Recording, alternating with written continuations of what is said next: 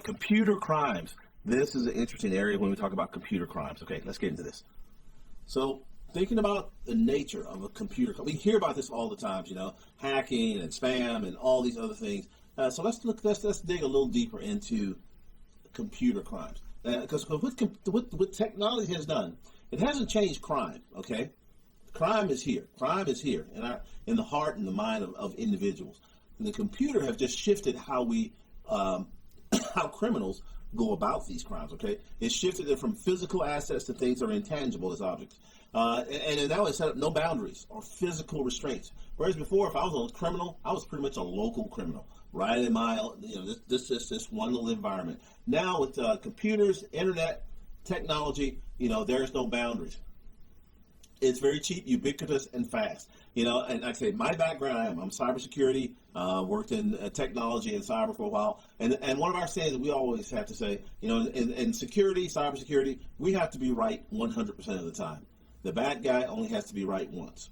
So, cheap, the cost, the price of exploits and technology has dropped so much that now I can just sit and shoot out hundreds and thousands of spams and phishing emails, and all I need is one or two people to click on that, and I've made thousands of dollars. So is it worth my effort as a bad guy? Of course it was.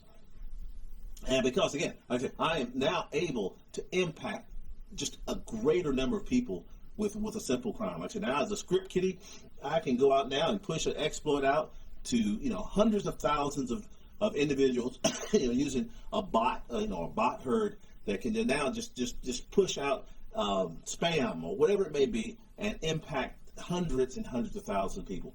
And I hate to say this, but yes, most computer crimes go unpunished. Most go unprosecuted.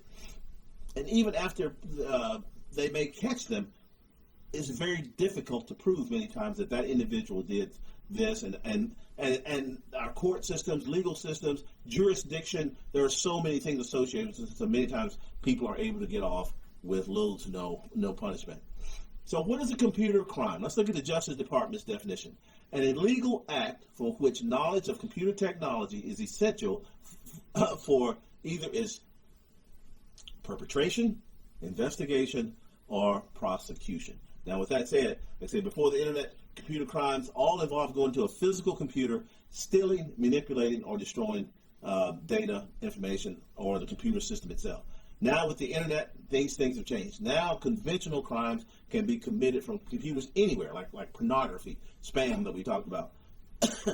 And the thing about computer crimes, computer criminals, they break a lot of laws simultaneously. They can be at just a click of one button. They can now cross state lines, national lines, international lines, and have a lot of impact with respect to computer crimes. So when we look at computer crimes, we have to look at the elements of a crime itself. First, there has to be some type of criminal act, okay? And then we'll have to look at the criminal intent. For instance, do hackers who break into unauthorized places have the required criminal intent? And here's what I mean. If you're just out there, clicking around the internet and you end up in some company's website because they don't have good security, was there criminal intent associated with that? Probably not. So is that a computer crime? Probably not. Now, what the federal government, what the Department of Defense have done, I can't speak for the entire federal government, they have a DOD, Department of Defense, warning banner. Why do they have that warning banner? For that exact reason. Years ago, there was a young kid who was just out surfing the internet, and he ended up in a Department of Defense website that wasn't properly protected, and he was able to get into that website just out scanning. And while he was there, he walked around he surfed around and saw things that he probably shouldn't have seen or had access to. However, when it went to court, it was proven that there was no malicious intent. So it really wasn't a computer crime. It was basically, digital trespassing, but it's like if you walk out in the field and there's no fence, no gate. Do you really know? Yeah, you're somewhere, but you can't really say by intent that I walked out into this big pasture with any malicious intent. That's why now when you go to a DOD website, the first thing you're going to see is a warning banner that, hey, you are entering a government site, and you're, subject to search, seizure, monitoring. Everything, your activities will be monitored. And if you click OK, and you have to click OK before you get to that site, you click OK, you have consented to everything that's on that DoD wanted banner. So now that answers the question of intent. When you click OK, yes, you know that you're going in. Now, here are some of the problems. Establishing identity of perpetrators. Sometimes it's very difficult to really pinpoint who the perpetrator is. Here's why. Because many times what I'm going to hop from my computer to your computer, from your computer to another, and now as law enforcement trying to backtrack, where this individual came from. Sometimes it gets very difficult. Okay, where this chain actually started at? What IP address that this started at? Also, establishing jurisdiction. If this individual is sitting in Malaysia and jumps into a company website here in the United States, well, the United States doesn't have jurisdiction of that individual who's in Malaysia. So jurisdiction is always a problem. Now, two things we're going to consider, we're going to go a little bit deeper into both of these, is computer crime classifications. What do we mean by that? Computer crimes can be classified on how the computer was used and who did the crime affect. Let's take a look at this. So when we look at how the computer was used, we can use computers as the target of a crime. That means that now, as a hacker, as an attacker, my goal was to access a computer, an information system, to try to get data, to manipulate data, to destroy, deface, whatever it may be. So I'm targeting a computer system as a part of that crime. That was the whole purpose. The computer was used as a target for the crime. So I did that intentionally. Now, I can also use a computer as a tool in the commission of a crime. Here's what I mean by that. I'm just using the computer now as a tool, as opposed to this top one, where I'm using this computers to really go in and try to disrupt another information system. Here, I am using it as a tool to transmit child pornography. The crime is child pornography or whatever type of pornography, right? The computer was just a tool to do that. Or, I want to, fraudulent ATM or bill scamming or a murder, so I'm going to, set up a murder to, via using my computer to do that. So now you see the difference? Now, another way, computers as incidental to a crime, drug deals. The crime here is dealing drugs. Just so happened they kept all their records on a computer.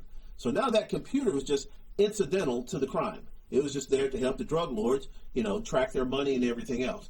So you see that how the computer was used has a lot to do with how it's looked at from a court perspective, or from a judicial perspective. Was the computer used as the target of a crime? Was it a tool in the commission of a crime? Or was it incidental to the crime?